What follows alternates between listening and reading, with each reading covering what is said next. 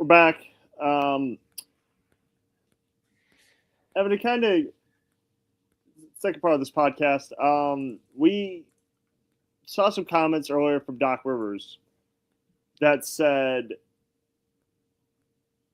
injuries are a big reason why the Bucks have been struggling. Mm-hmm.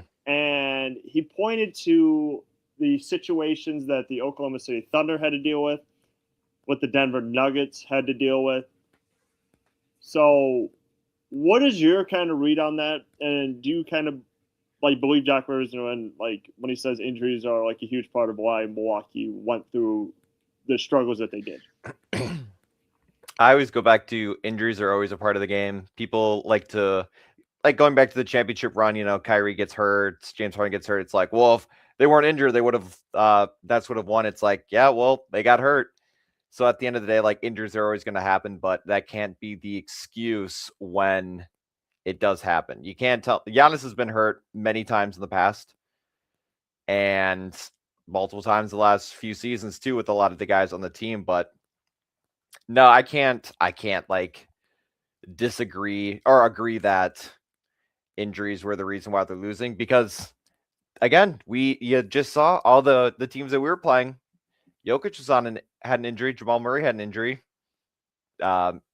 What's his face? Anthony Edwards is out. They won by 30 points. It's like Jason Tatum's been out the whole year. Obviously, it's still Jaylen Brown, but there are 10 plus games above 500. It's like, injuries happen and you just got to be able to work around it. And he has not been able to, whether we're fully healthy or, out Giannis or Kevin Porter Jr., whoever.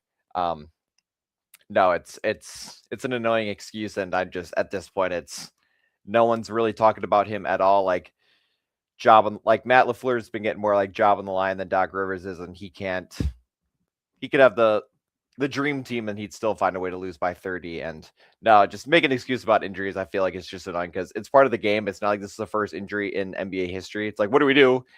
He's hurt. And yeah, no, it's dumb at this point. And just, if you can't take the loss when you're fully healthy or vice versa. And I don't know, it's annoying at this point. It's just a cop-out excuse.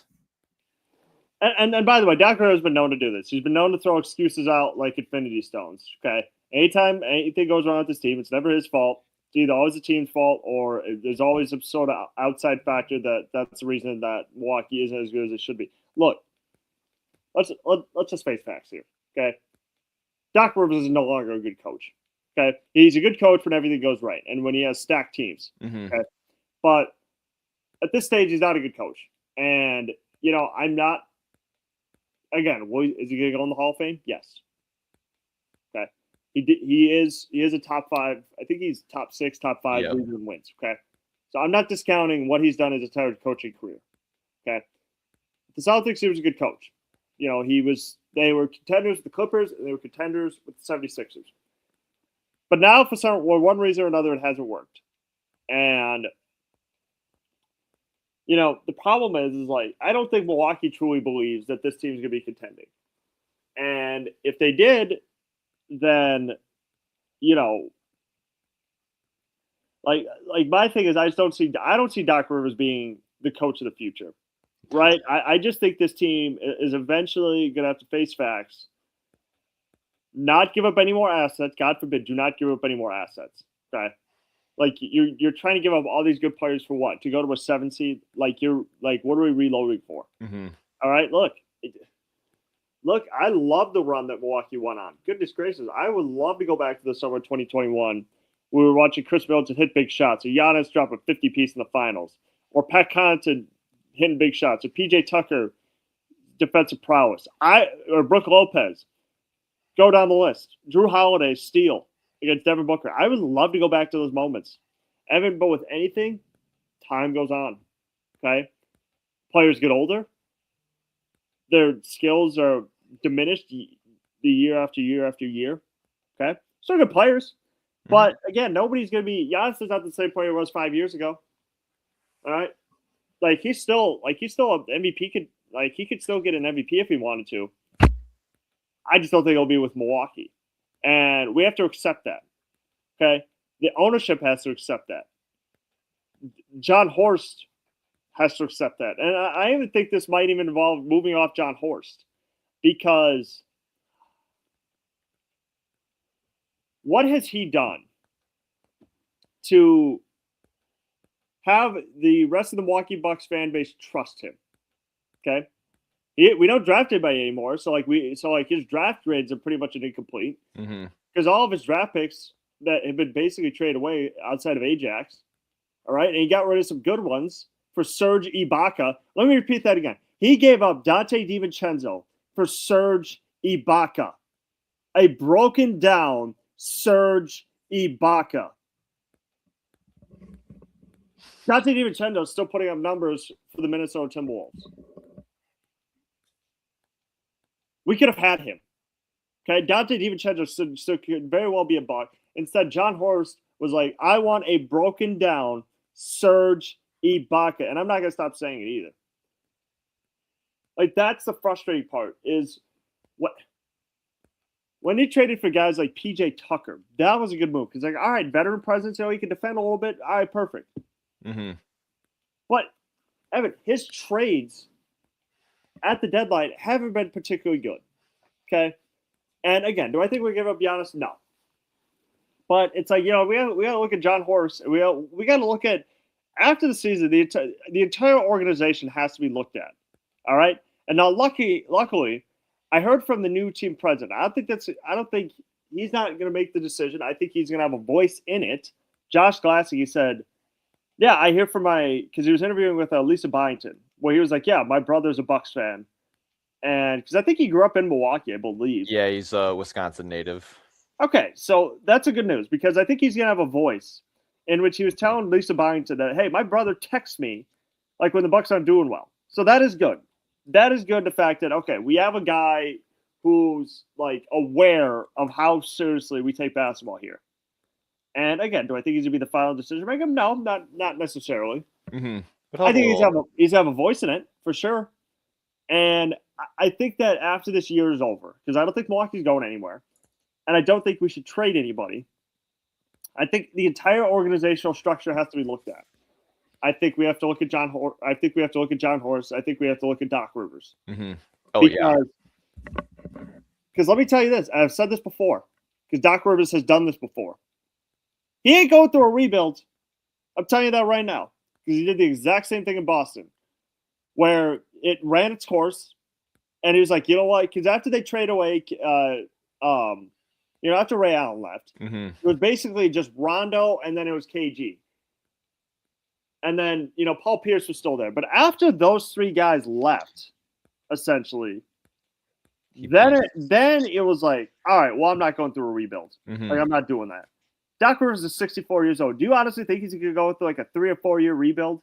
He was out of a job too when we brought him in. It's like he was an analyst. Bro can literally just step down and be like, you know what? I am not doing that. I am not doing that. I don't even Milwaukee would fire him. I think those two would just part ways. I think those two would just part ways, because easy transition. And look, like, I just think that Milwaukee, they have to accept the fact that the longer you try to prolong this, it's like, no, guys, like try to rush the look, the fan base is still going to be here, but where you lose this is we're not good enough to be bad, but not bad enough to be good. Okay, we're again, we don't have any draft picks. Okay, you can recoup some of those if you trade Giannis during the summer. Okay, if you trade Giannis during the summer, okay, Evan, that's a great easing in period. All right, that's like, all right, because again, nobody wants to be like the problem. The reason why Mavs fans immediately lost trust in, the reason why they lost trust in Nico Harrison is because I was like, dude, we're just coming off the finals appearance. You're trading our best player. That made no sense. Yep, halfway through the year, it's like, what the hell just happened? Yes, but now the Bucks have enough data to be like, all right, they've been out of the playoffs for 3 years. Okay, like you don't just go out of the playoffs in the first round the last 3 years to be like, okay, we can get back to contention. No, it's hard. It's going to be hard. It's going to be hard. Look, there's going to be some lean years if they trade away Giannis. We understand that. It's not going to be another player you can find, but also it does do the fan base well to be like, look, It's hard to stay in contention this long. But shit, Bucks did it for 7-8 years. It's hard. Okay, Warriors had to go through a lean year. All right, look, we've been through when Milwaukee won like 13 games, and then with Giannis' rookie, we've been through that. Like, but the fan base is still going to be here. But where you're going to lose them, where they're going to not become as trustworthy as you, is when you keep giving up assets for no reason. Okay. Look, it's not too late for Milwaukee to recoup some of those draft picks. Like I think at this stage right now, because this team's a little older, okay, because they have Kevin Porter Jr. And they have, they have KPJ. I don't know if that's a building block. Kuzma, that's a trade candidate. Bobby Portis a trade candidate. Giannis during the summer could be a trade candidate. Pretty much everyone is just on the line. Yeah. AJ Green, maybe they can keep Miles Turner, obviously, because they just spent a lot of money on him. Miles Turner, ooh. Or I don't know. Miles Turner, that one I would think about. Because he hasn't been great. Like, he's been very, very iffy. And, I think they did overvalue him. And again, I was excited when the Miles Turner deal happened. But, I had a couple friends of mine. It's like, they should have done that. I was like, no, Miles Turner's great. Like, dude, I just watched him in the playoffs. He's great. No. He can't be. No. Not like that. He can't be the second best player. I just realized that. Miles Turner cannot be the second best player. I'm just going to throw that out there right now. He was great with the Pacers because the Pacers had, like, Nembhard. They had Siakam. They had Halliburton. They had, like, McConnell. He needs to have another good piece around him. Miles Turner can't be the second best piece. Like, you've seen how that's worked so far. Miles Turner is supposed to be, like, their second best player. That is not. He's put up, like, his averages, but still. If Miles Turner is your second best player, your team's not going very far. And I think they have to come to realize that. Like a come to Jesus moment type of thing. So, but, kind of going back to it for a second. Yeah, Doc Rivers will not be the head coach of the Milwaukee Bucks. I would guarantee probably like next year. Next year, like next 2 years. I don't think. Yep. I think they're looking for a new coach, and I don't think they're going to go for. I think what they need to do if they're going to do this rebuild, they got to go with like a younger assistant who they could build with. Like I don't want to compare the Hornets because that's not a good situation there. And it was also a Bucks assistant. Yeah, and look, that staff's going to be overhauled a little bit. I don't think they're going to go the Darvin Ham route either. But bring back Prunty. No, I want Rondo. I like Joe Prunty. He's a little too blah for me. Like, I think they're going to go for like a younger assistant on one of these good teams. Maybe like a Celtics assistant they could pilfer. Because like there are NBA jobs that are open every single year. There's not a time where there's never not an NBA job open. There's vacancies every single year. And I do think that'll be the case in Milwaukee, where if Doc Rivers doesn't feel as though this is going in a positive direction, I don't think he's going to be there. That's my view on it. So, moving on. Moving on to the next one. Bobby Portis had some comments last week saying essentially that Giannis saying he's not going to request a trade out of Milwaukee has eased the players' minds. What were your thoughts on that? I mean, it's nice to kind of officially know that, but it's like if you know that, I feel like the play style should be a little more smooth. Not that they've been playing bad because of this, but you'd think that all right, some tension is off your shoulders, kind of loosen up, and it's they still look like crap. Not that all of a sudden their season should turn around, but no, it is reassuring. I feel for a lot of them to kind of know that, even though he could be traded in the near future. But whether he is or isn't, I think it's nice for the players to kind of know that, all right, this has kind of been pushed a little bit to the side. Obviously, it's still going to be somewhat mentioned here or there, but I haven't heard anything from Shams since that came out, or really anything elsewhere, Bleacher Report, etc. But I'm sure on their end, it's nice to kind of know that finally it's been verbally said by Giannis, not just those subtle, I love the city, blah blah blah. But no, at the end of the day, I feel like it'll definitely help. I feel like with locker room tension, whether there is any or not, but nice that someone else that I feel like has mentioned it outside of Giannis too, just kind of knowing that it's been going on for a lot this season, obviously, but in years past too. Well, and again, he said that before. Like Yep. this is not like a new thing where this is not again. There's been a lot of rumors out there. There's been a lot saying like maybe let's look at New York, which I think that's kind of what it was. Where I was like, I think he was like maybe doing a drive by with the Knicks. So I was like, well, how would I look with the Knicks? I think that got blown out of proportion a little bit. He said that before though. That's not an overly surprising thing though. Where he said, let's say I would never ask out of Milwaukee. Like he said that verbatim, like before. Like I would never request a trade out. Like I would never demand a trade. Like I do want to be here. It's just we got to win. And look, I appreciate Bob. And again, also I think Giannis might be in a position where it's like he's smart. He knows what it would be like if he's gone. Like again, maybe behind closed doors he could like ask for a trade, but but it's like anything on the contrary. It's like I don't think he would ever do that. Mm-hmm. Like that's just my entire thing. Now, I think the play's got to get a lot better than what it is. Yeah. I think the play against, especially against good teams and even against some bad teams, hasn't been great. Okay, and I think Bobby Portis knows that, and I think it's incumbent upon everybody on that roster, outside of Giannis, to not have him drag us to wins. That's the problem. That's the problem, and this is why Milwaukee's not good, and this is why it's not sustainable. Like Giannis cannot keep dragging us to wins because that's not gonna work. It doesn't work in the long run. All right, it's not injuries.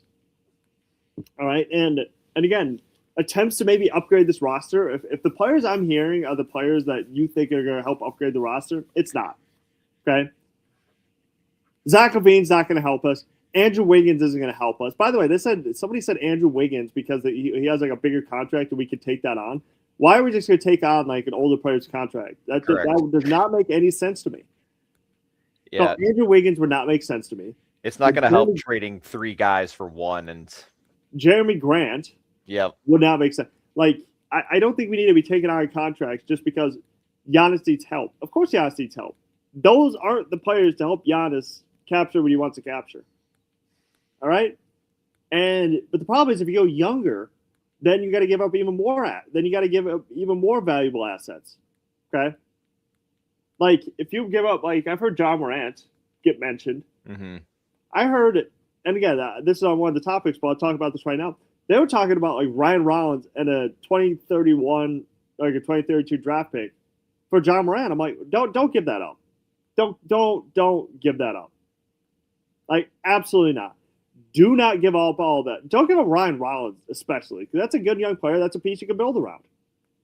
Like, why would you trade Ryan Rollins? Yeah, trade Kevin Porter Jr., trade Gary Trent. It's like some of these guys, it's like older, yeah.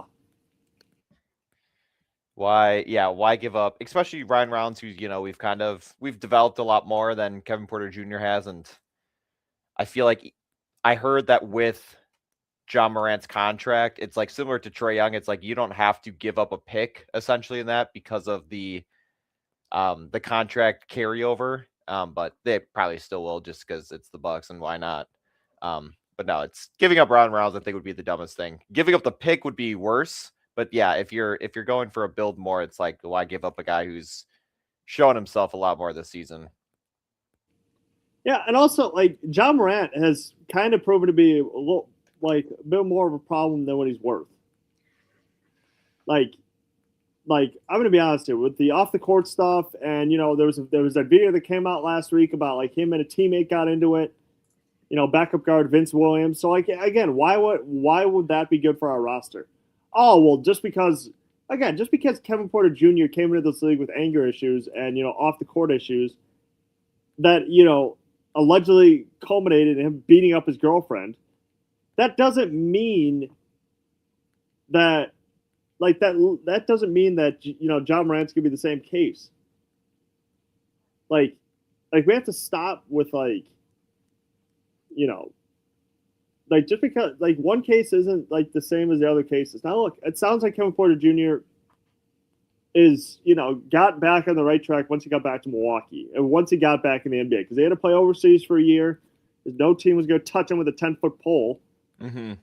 And, he had to – and look, I'm sure, he had to,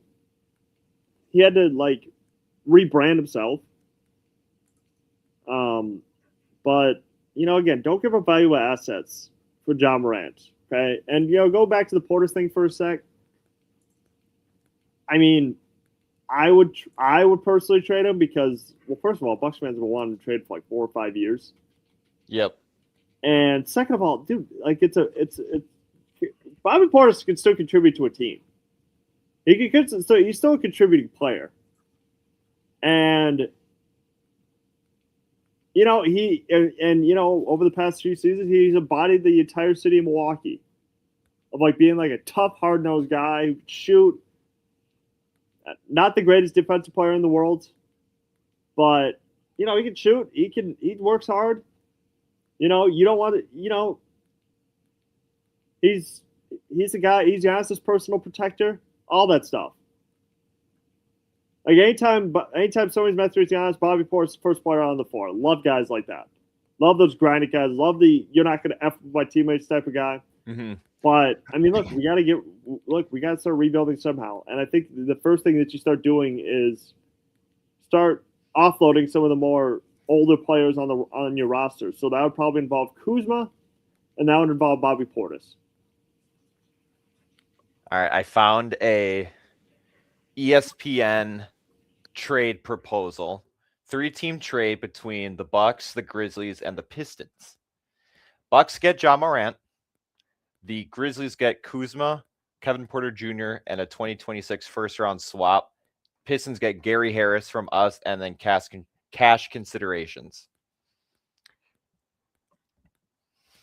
I think if the Bucks were to make this trade, I think doing a 3-team trade makes it a lot easier. Not easier to do, but more reliable. Just with Bucks could give up Kuzma, Rollins, a pick, and it's we're giving up 3 guys to one team and we're getting 1 guy in return. It's spread it out a little more. But if you're only giving up 2 guys, I think it's a lot easier. But 3 and a pick, it's okay, don't. That's just not. You're giving up your bench. So we'd give up a pick. It doesn't say who from. Let me read a little more. But yeah, it's 2026 first round swap. Well, yeah, we don't have one. And then Pistons get Gary Harris and cash considerations, assuming cash probably from the Grizzlies would make the most sense. But yeah, wait, here. Instead, Memphis would add Milwaukee to a set of pick swaps. Yep.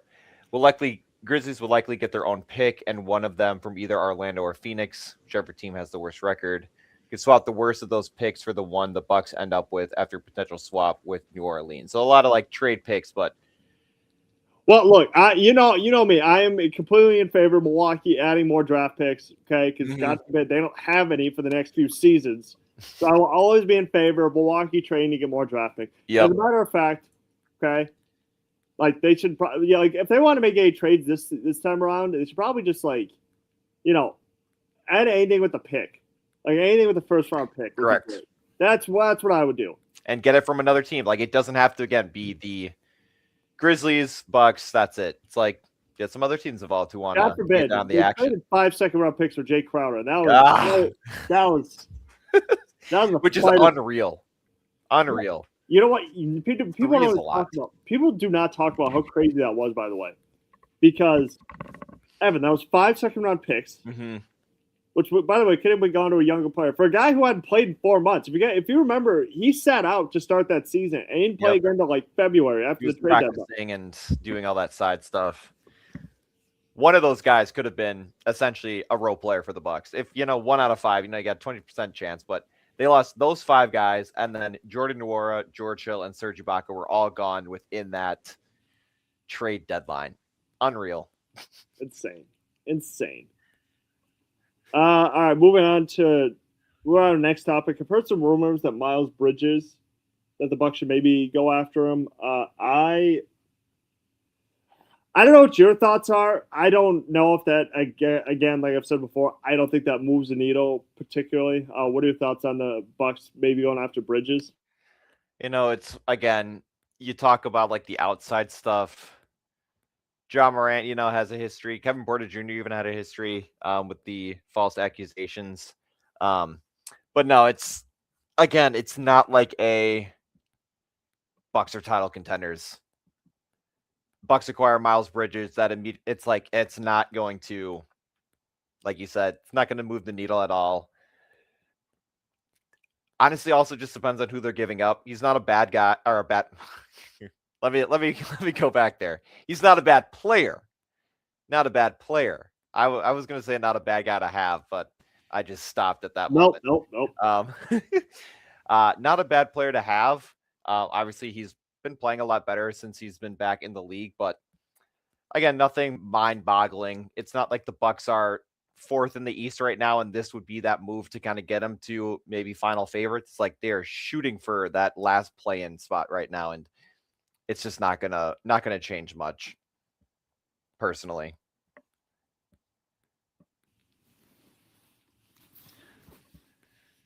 Yeah, I'd rather they didn't because like that's a younger player. I don't know how he is for the locker room. The Hornets to me, for some reason, feel like a bad news Bears type of team where they just have like so many just different, interesting like personalities on there. Like it's just you get LaMelo Ball, you get like Brandon Miller, you got Miles Bridges.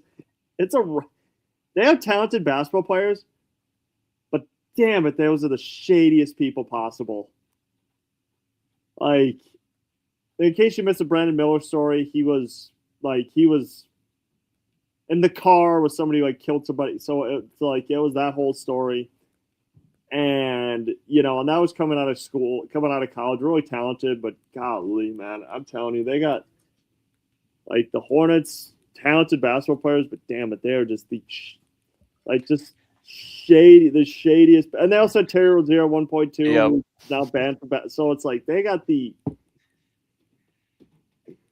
Miles Bridges, again, talented basketball player. I want high character guys too. Like I don't again, I'm still I could separate the two. Like I could separate the fact that Kevin Porter Jr. is a great basketball player, but again, like he beat up his girlfriend, ex-girlfriend. So it's like I've said that. It's like, and again, I'm not above people being like making a mistake. Okay, like an OWI, that's a mistake. Yeah, I mean Ryan Rollins he shoplifted from Target. That's a mistake. Okay, that's a mistake that all right. Well, it was dumb. I don't know why he did that, but it's a mistake you can live with. Evan, I'm sorry, but like beating up your girlfriend, that's hard for me to get. It's hard for me to get past.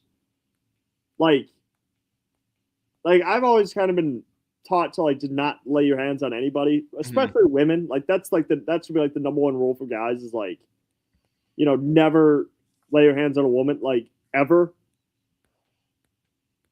Like if she came at you with a knife, that's kind of a different story. But but never in a million years if you're like mad about something, never like so those types of mistakes that people make, it's hard for me to get past. It really is. And Miles Bridges, I don't know where that case ended up. I think they found out that I don't know if she was I have to kind of do a little more research on that case. Either way, not great accusations against him. But again, but again, as a fan, I have to try to separate the two, realizing that there may not be the greatest people in the world, but it's like, all right, well, I like he's making millions of dollars and he can put the ball in the basket. It's just that simple. But from a team standpoint, it's not going. He would not make a difference. Like I don't think. Oh yeah, it's the second running mate, Miles Bridges. That does not make a difference. Yeah. So, no, I don't think they should. No, I don't think they should go after Miles Bridges, or add valuable assets to try and get him. I don't think that'd be smart. So that's kind of where I'm at with that. I do have one final thing. I know we've been talking about moves and moves and stuff like that. Should the Bucks make a big move at the trade deadline or before? I'm all about moves. I love trade deadlines. I love off-season stuff. I love when big names move to other teams. Like Bo Bichette the other day to the Mets, that kind of caught me off guard. I don't know. It's always fun to stir the pot a little bit, but I think it's better if another team does it first to kind of like set the standard. You know, it's like a lot of these guys who like MLB, like they don't sign because they want to see like what the market's going for. And depending on who can make a trade first, like if Bucks really want Ja Morant, but someone else gives up a lot more for someone else, it's like, does that kind of change the scenario of a potential proposal for the Bucks? Honestly, at this point, I'm all about the future, but if Giannis isn't planning on moving, it's like, can it get any worse this year? But I mean, it'd be cool. It'd be cool. It just honestly depends on if you're giving up more than 3 guys for 1 guy, I don't want it. But if you can get a realistic, good blockbuster trade, I'm all for it. Stir the pot a little bit. I mean, just have fun. If they could add in a 3-team deal, that would probably be the most optimal. That would be really, really optimal if they could add in like a 3-team deal and stuff like that. So, I'm a moves guy. It's just I don't know necessarily if I'm a moves guy. If the Milwaukee Bucks decide to give up like assets, so if they do that, if they decide to do that,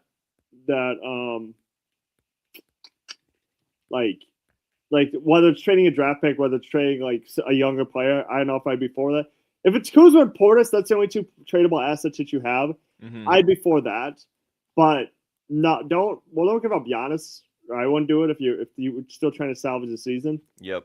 Like you don't trade Giannis if like you're gonna try to rebuild, but like I would definitely be all for the Bucks making a move. It just has to be like hopefully it's for a younger player and hopefully it's for like a draft pick. Like that's the only moves that I think that this team should make at this moment in time.